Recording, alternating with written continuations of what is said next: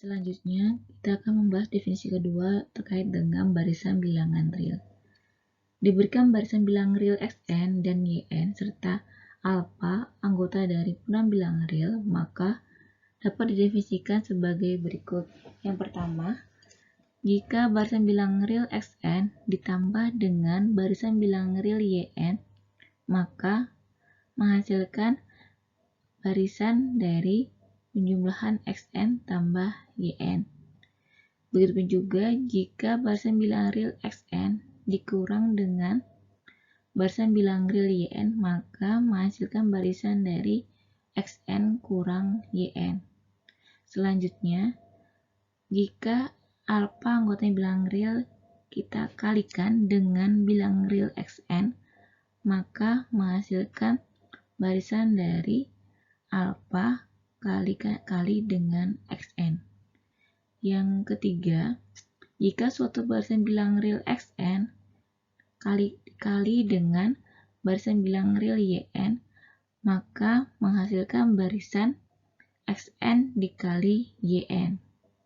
Selanjutnya, jika suatu barisan bilangan real Xn dibagi dengan barisan bilangan real Yn, maka menghasilkan barisan Xn per Yn, di mana syaratnya adalah bahwa Yn tidak boleh bernilai 0. Selanjutnya, definisi 3. Definisi ini mengatakan bahwa jika diketahui suatu barisan bilangan real Xn, maka suatu bilangan real X dikatakan limit dari barisan Xn jika untuk setiap epsilon lebih dari 0 terdapat K epsilon anggota dari himpunan bilangan asli, sedemikian hingga untuk setiap n anggota himpunan bilangan asli dengan n lebih dari atau sama dengan K epsilon berlaku nilai mutlak dari Xn kurang X, di mana nilai mutlak tersebut kurang dari epsilon. Definisi 3 ini dikenal juga dengan istilahnya adalah definisi dari limit barisan. Terkait dengan definisi limit barisan, ada beberapa hal penting mengenai limit barisan itu sendiri. Yang pertama, jika X adalah limit suatu barisan Xn, maka dikatakan barisan Xn tersebut konvergen ke X. Dengan kata lain, barisan Xn mempunyai limit X. Dalam hal ini, kita tuliskan yaitu limit dari barisan Xn untuk n sampai t hingga sama dengan X, atau bisa juga kita tuliskan limit dari barisan Xn sama dengan X. Jadi tidak perlu lagi menuliskan n sampai t hingga, karena sudah diketahui juga bahwa nilai n itu kan dari 1, 2, 3 sampai t hingga. Jadi cukup sudah dapat dituliskan menjadi limit dari barisan Xn sama dengan X, atau bisa juga dituliskan dengan barisan Xn ke X langsung, bisa juga. Jadi di sini ada beberapa kemungkinan dalam penulisan limit suatu barisan yang konvergen. Kemudian, jika suatu barisan Xn tidak konvergen, maka barisan Xn tersebut dikatakan divergen. Selanjutnya, kita akan membahas mengenai teorema yang berkaitan dengan barisan serta limit barisan bilangan real. Teorema yang pertama yaitu, jika barisan Xn konvergen, maka barisan Xn mempunyai paling banyak satu limit. Seperti biasanya, untuk teorema kita akan membuktikan teorema tersebut. Berikut uraian dari bukti teorema 1. Adapun uraian bukti dari teorema 1 sebagai berikut. Pertama-tama, kita tuliskan yang diketahui, yaitu bahwa barisan Xn konvergen. Kemudian yang kedua, akan dibuktikan bahwa barisan Xn mempunyai paling banyak satu limit. Dengan kata lain, ya barisan xn limitnya sifatnya adalah tunggal. Adapun uraian buktinya sebagai berikut. Kita andaikan limitnya tidak tunggal, berarti limit dari barisan xn lebih dari 1. Dimisalkan limit barisan xn yang pertama yaitu x aksen dan limit dari barisan xn yang kedua yaitu x double aksen dengan nilai x aksen tidak sama dengan nilai dari x double aksen. Berdasarkan definisi 3 yaitu jika x merupakan limit dari barisan bilang real xn, maka untuk setiap epsilon terdapat k epsilon anggota himpunan bilang asli. Sedemikian hingga untuk setiap n anggota himpunan bilang asli dengan n lebih dari atau sama dengan k epsilon berlaku nilai mutlak dari xn kurang x nilainya kurang dari epsilon.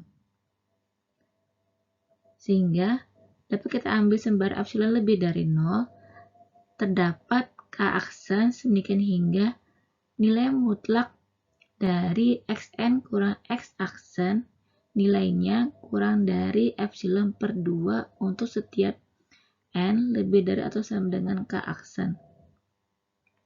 Kemudian terdapat k double untuk setiap epsilon lebih dari 0 terdapat k double aksen sedemikian hingga untuk setiap nilai mutlak dari xn kurang x double aksen nilainya kurang dari epsilon per 2 untuk setiap n lebih dari atau sama dengan k double aksen. Kemudian kita pilih nilai dari k tersebut yaitu nilai maksimal dari k aksen dan k double aksen. Menggunakan ketaksamaan segitiga yaitu jika AB anggota bilangan himpunan bilang real, maka nilai mutlak dari A tambah B kurang dari atau sama dengan nilai mutlak A tambah nilai mutlak B. Jadi berdasarkan ketaksamaan segitiga tersebut, maka untuk N lebih dari atau sama dengan K diperoleh nilai mutlak dari X aksen kurang X double aksen nilainya sama dengan nilai mutlak dari X aksen dikurang xn ditambah xn kurang X double aksen sama dengan nilai mutlak dari X aksen kurang xn ditambah nilai mutlak dari xn kurang X double aksen, di mana penjumlahan dua nilai mutlak tersebut kurang dari epsilon per 2 ditambah epsilon per 2 sama dengan epsilon. Karena berlaku untuk setiap epsilon lebih dari 0, maka x aksen kurang x double aksen sama dengan 0. Yang berarti kontradiksi dengan pengandaian. Dengan kata lain, pengandaian yang kita buat di pembuktian awal tadi yaitu bahwa limit dari barisan konvergen itu tidak tunggal, itu adalah salah. Karena salah berarti dapat disimpulkan bahwa limit dari barisan konvergen itu hanya satu atau tunggal. Jadi terbukti untuk teorema 1. Dan jenis pembuktian teorema 1 ini menggunakan bukti tak langsung. Selanjutnya, kita akan membahas teorema berikutnya, yaitu teorema kedua, yaitu jika suatu barisan bilangan real xn dan x anggota himpunan bilangan real, maka 4 pernyataan berikut bernilai ekuivalen. Yang pertama, barisan xn konvergen ke x ekuivalen dengan pernyataan kedua yaitu untuk setiap epsilon lebih dari 0 terdapat k anggota himpunan bilangan asli sedemikian hingga untuk setiap n lebih dari atau sama dengan k berlaku nilai mutlak dari xn kurang x di mana nilai tersebut kurang dari epsilon.